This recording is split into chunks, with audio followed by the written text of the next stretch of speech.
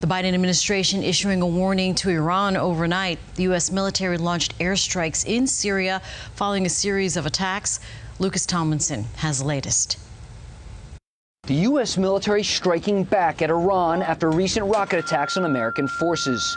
Overnight, U.S. Air Force F-15 Strike Eagles dropped 7 laser-guided 500-pound bombs on facilities used by Iranian-backed forces in eastern Syria.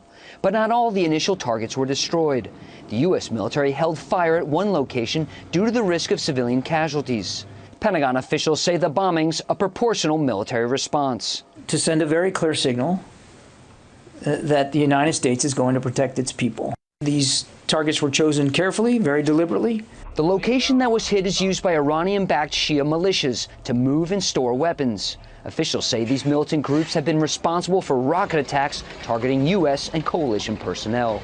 The most recent attack happened last week in northern Iraq, which killed one non-U.S. contractor and wounded several Americans, including a U.S. service member. It sends a pretty clear message that, they attacked us. They hit and killed an American contractor, wounded American soldiers on one of our bases. The U.S. airstrikes in Syria marked the Biden administration's first military action against Iran's proxy forces since taking office.